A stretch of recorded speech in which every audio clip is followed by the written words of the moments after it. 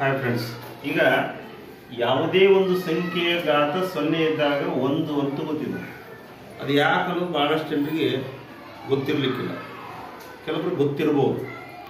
ನಾವು ಘಾತಾಂಕದ ನಿಯಮವನ್ನು ಬರೆಯುವಾಗ ಒಂದು ನಿಯಮವನ್ನು ಈ ತರ ಬರ್ತೀವಿ. ಎದ ಘಾತ -1 ಇದ್ದದ್ದನ್ನ 1/a ಅಂತ ಬರೀತೀವಿ. ಹೌದಾ? ಅಂದ್ರೆ ಯಾವುದೇ ಘಾತ ಅಂಶದಾಗಿದ್ದಾಗ ಅದರ ಛೇದಕ ನಾವು ತಗೊಂಡು ಬಂದಾಗ ಪ್ಲಸ್ ಇದ್ದದ್ದು ಮೈನಸ್ ಆಗ್ತದೆ, ಮೈನಸ್ ಇದ್ದದ್ದು ಪ್ಲಸ್ ಆಗ್ತದೆ.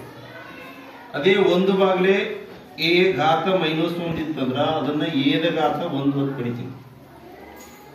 ಹಾಗೆ ಯಾವುದೇ ಒಂದು ಚಿಕ್ಕ ಲೆಕ್ಕವನ್ನು ತಗೊಂಡು ಏನು ಎದ ಘಾತ 0 = 1 ಯಾಕೆ ಅನ್ನೋದ್ರ ಬದಲ 2ರ ಘಾತ 0 ಅದ ತಿಳ್ಕೊಳ್ಳಿ. ಇದನ್ನ ಏನ್ ಬರೀತನು 2ರ ಘಾತ 1 - 1 ಅಂತ ಬರೀತೀವಿ. 1 - 1 ಅಂದ್ರೆ ಏನು? 0ನೇ. ಹೌದಾ? ಈಗ ಏನ್ ಮಾಡಿದ್ನು 1 - 1 ಅಂದ್ರ 2ರ ಘಾತ 1 ಬಾಗ್ಲೇ 2ರ ಘಾತ 1. ಯಾಕಂದ್ರ a⁻m/a⁻n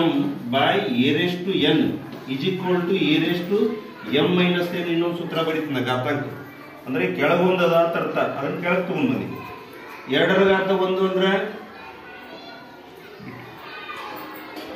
2ರ ಘಾತ 1 ಅಂದ್ರೆ 2 ಬಾಗ್ಲೇ 2ರ ಘಾತ 1 ಅಂದ್ರೆ 2 2 ಕ್ಯಾನ್ಸಲ್ ಆಗಿ ಏನು ಬಂತು 1.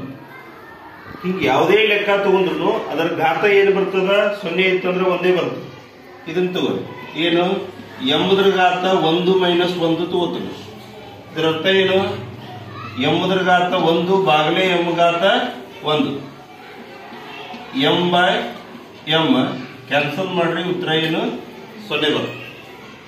ಅದೇ ರೀತಿ ಇದು ಹಾಗೇನೆ 1000 ಘಾತ -1 - 1.